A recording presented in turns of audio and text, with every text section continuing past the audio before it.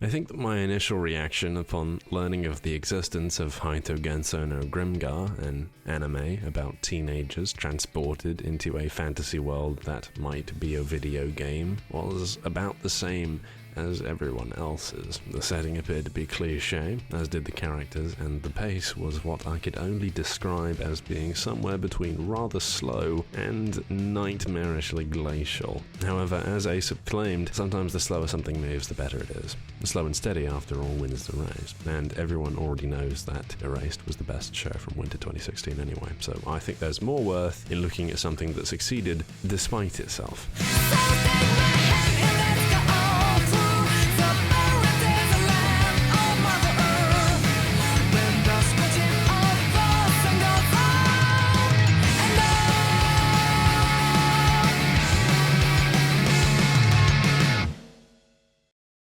Usually when I set out to write reviews, I'll take my gut feeling and compare it to some of the reviews on Mal, an activity that I can assure you has no competitor when it comes to absolutely devastating a good mood. And in doing so, I realized that this show was incredibly divisive, and most of the things people said they hated about it were things I loved about it. Half of the reviews seemed to come from SAO fanboys or purists who'd read the light novel.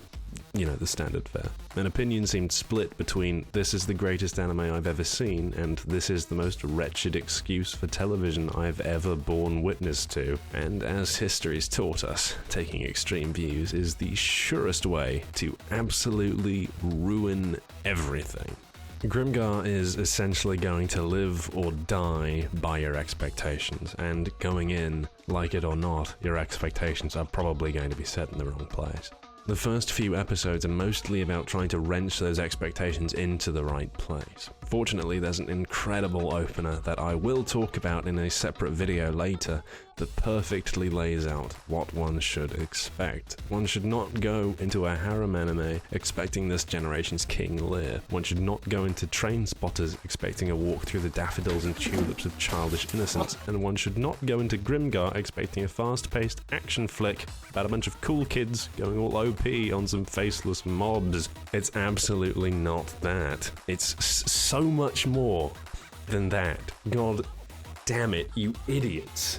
You're wrong. You got it wrong. You misunderstood everything. I say that and all the exclamations that follow it for the sole reason that if that is how you go into Grimgar, you will be sorely disappointed. The Mal scores alone are testament to that fact. It's not action heavy, nor is it really about being trapped inside of a video game. And I wouldn't really even call it an adventure in the traditional sense, nor is it a survival game or a horror or anything like that. The expectations of countless other media about kids being sent to a fantasy world have conditioned us to expect high adventure, and all of the tropes that term encapsulates. If I were forced to put a word to it, I would say that Grimgar was a character piece, before and perhaps to the exclusion of anything and everything else. Then I'd think about it and realize that was 2 words, and feel that slight flash of embarrassment that comes with one of those I've got 5 words for you situations where you say 6 words and hope that nobody notices. But they always do. The kids in Grimgar are transported to a fantasy world. Why? How? Who knows? The characters certainly don't. 1 minute, black screen, the next, poof, welcome to Grimgar. All the strong, cool kids pair up with each other and the stragglers band together out of necessity. And there's our party. Wearing modern clothes, using modern words, the meanings of which they don't recall, in a strange land where everyone knows your name. We, as the audience, are not meant to be overly interested in the setting, nor are we meant to be interested in the plot, because there largely isn't one. Grimgar details the emotional maturation and growth of a group of teenagers as they come to terms with loss, having to fend for themselves, having to learn new skills, how to cooperate with people they don't know, how to make their way in a world whose rules they don't understand, etc. Whilst the show was airing, I compared it to the demographic it's aimed towards, people in their mid-teens to 20s about to leave or who have just left home for the first time. And a lot of the goings-on started to make a lot of sense. It's an anime about growing up, and all the hell that comes with it. There's a reason why character classes in Final Fantasy are called jobs, after all. Haru, our protagonist, arrives in Grimgar wearing a red hoodie. Later on, he's wearing a red hoodie made in Grimgar. He's gotten used to it. What used to be normal is now normal again, but it's Grimgar normal. To briefly summarize, after waking up in Grimgar at a weird monument, also to preclude confusion, Grimgar is both the name of the show and the setting, so you'll be hearing it a lot. Haru the thief, Minato the priest, Yume the hunter, Ranta the dark knight, Moguzo the tank, Mary the best girl, and Shihoru the mage all must become reserve soldiers, basically monster hunters, who go and kill monsters to get monster body parts to take back to town so they can get money, so they can eat food, buy new clothes, and maybe if they're lucky, buy Moguzo a helmet. It's about the characters, placed in a situation, expected to survive, demanded to fight. And unlike Sword Art Online or Log Horizon or Dot Hack, there is no easy win. The enemies don't have hit points. There's no UI or HUD elements. It's kids, some weapons, and anything they can kill without getting themselves killed in the process. But even then, I wouldn't say that those elements are what makes it so special. There's a sequence where the situation gets substantially more complicated after a venture gone wrong puts a member of the team out of action. And the ensuing episodes as the group tries to figure out how they're going to get enough money to buy food. The few ventures where they leave and come back with nothing were some of the most intense and very legitimately gripping parts of a very intense and legitimately gripping show. It was grueling and hard to watch, and it was utterly fantastic, because I didn't want that to happen to these guys. I liked them. Seeing them fail over and over again, suffering, crying, just talking to each other. It's those moments that make Grimgar a show worth watching. It's the quiet conversations between Haru and Mary. It's the gentle, humble thanks that Moguzo says to Haru when he praises his cooking. The single exhalation of breath during a heartbreaking conversation, with all the subtle convolutions in breath control that transform the show from being a generic fantasy action show to a character-driven journey. Second best anime breath behind Hachiman's in Origairu Season 2. Take it away, Hachiman!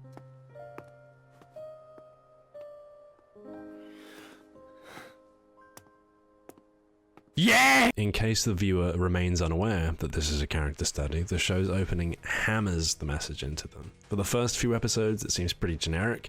A bunch of teenagers flying around with fantasy weapons, pulling strange poses and doing things that seem fantastical to a backdrop of some of the most orgasmic fiddling I've ever experienced. And, please don't take that out of context. However, once it's established its main themes and the rules of the universe it takes place in, Grimgar's OP shifts to just the protagonists in bodysuits. At first, that was a really jarring shift for me. It felt really pandering and fan-servicey, but then I realized that this is a show about these teenagers at their most human, and that is all we need to focus on. Each one is characterized by a marble, as evidenced by a match cut from Haru to the green marble knocked by the red marble, which is probably Ranta. And each marble is a pawn, just one of the thousands of different stories that take place in the larger game that is Grimgar. Knocking one marble knocks another, and so too do the characters play off of other characters, and this is what makes those characters actual characters instead of the caricatures that a lot of other series present without shame or unoriginal thought, like a child presenting a packet of jammy Dodgers at a bake sale. Grimgar is about the consequences of characters bouncing off of other characters. When the title appears, a slow flyover zoom reveals that it's comprised out of thousands of marbles, out of people, all interacting with each other on an enormous plain white void.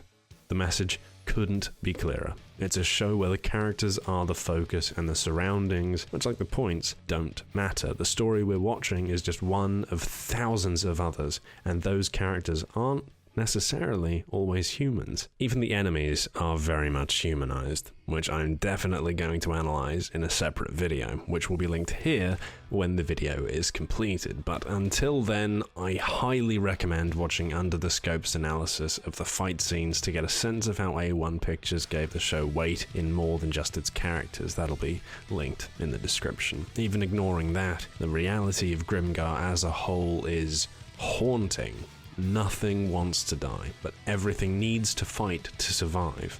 At times, it makes the viewer think that perhaps what the kids are doing might be completely wrong, and it revels in throwing these suspicions into our minds. Direct parallels are drawn between the party of heroes and of the monsters they're forced to fight, and coupling that with the Goblin Child web manga that was being published alongside its run, pains are taken to ensure that absolutely nothing is directly clear-cut. There's only one overt bad guy, Deathspot, that I could even recognize as being seriously evil in any sense of the word. And even then, is what it's doing any different to what the protagonists are doing? When the group are called Goblin Slayers, are they being celebrated or are they being branded? Is grinding against weaker mobs morally justifiable when some of the same mobs play chess and mourn their dead? This is the kind of thing that I think really sets it apart from the rest of these kind of programs. The writers know that you, as a viewer, understand what a goblin is. Ew! I like them!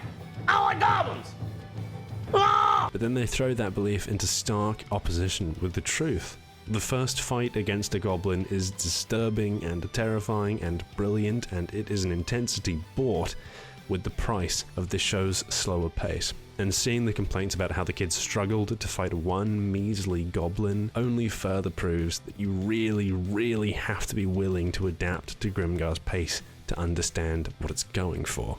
However, often the intensity and the weight granted to the narrative and to the actions of the characters within that narrative are undercut with the generic trappings this medium shafts itself with as though it was some form of self-imposed flagellation. Grimgar does certainly have its flaws, and those are primarily exposed when it devolves into petty fan service and generic cliches that I can only imagine most animation studios are forced to implement under penalty of death. They abruptly ruin scenes, tones, and the overall thematic consistency of the piece. The persistent shot of Shihoru's breasts and Yume's ass, as excellent pandering as they are, can serve to destroy any immersion and involvement on the audience's part. And those transgressions are made ever more egregious in their juxtaposition to the heavy realistic tone of the show. What is an eye roll at most in harem trash like 100 can utterly undermine a scene in Grimgar. Not to spoil anything, but there's a moment about halfway through the run where Yume and Haru are having a long overdue heart-to-heart, and it's a very emotional, real moment, and then Chihori pops her head out of a window and screams, "You guys boning? Let me just carry away." And all emotion of the scene is ripped out with all the grace of an evening at the Chainsaw Lobotomists. Haru's sadistic fetish gear-wearing teacher is equally pretty disingenuous, and I think the scenes with her in were toned up to needless pandation.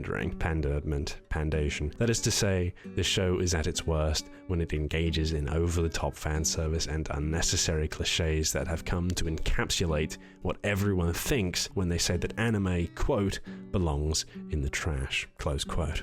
However, one thing that certainly does not belong in the trash is the artistic direction. Say what you will about the painterly watercolor style, it's certainly unique, and it gives the show a visual identity that matches the slow, methodical pace the story sets, looking beautiful whilst it does so. The budget clearly didn't allow for some of the finer animation one might desire, but the look sets Grimgar apart from its competitors by leagues, and it does a very good job at lending the show its identity as something different, because the fact that it's different ultimately is the best part about it. It's also why a lot of people tend to not like it. Grimgar's a heavy show. It doesn't pull its punches, and they're thrown hard. It uses the same rules as SAO's Alicization arc, so, real life rules, in that injuries hurt, death is permanent, and there's no second chances. It's perhaps the most realistic take on fantasy I've watched in a very long time, and that alone sets it apart from the pack of kids trapped in an MMO world anime I've yet seen. If you can bear the slow pace and the frequent displays of entirely tone-deaf pandering, there is something very special in the world of Grimgar that I don't expect will be forgotten about anytime soon.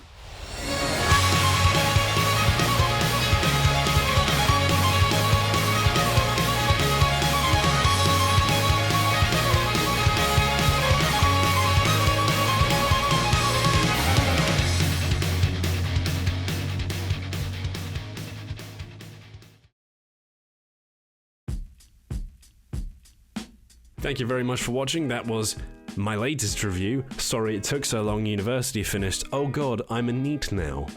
Until next time, which will be soon because that Goblin Scene Analysis is coming pretty damn soon, hopefully within a week, but no promises because God knows I can't keep those. So if you want to find out when it's uploaded, feel free to subscribe because God only knows that no deadlines can be set that will be met. Also, I'm not doing a season series, but go watch ReZero. And apparently Boku no Hero no Academia, whatever, Hero Academia, that's pretty good. Kisnive is also supposed to be alright. I'm not watching either of the last two, but I should. Oh, the phone's ringing, so I'm going to go answer that. Have a fantastic day, ladies and gentlemen. Thank you very much for watching, and I shall see you next time, which I promise will not be in another 2 months. I swear to God. That one's serious. I gotta go answer this phone.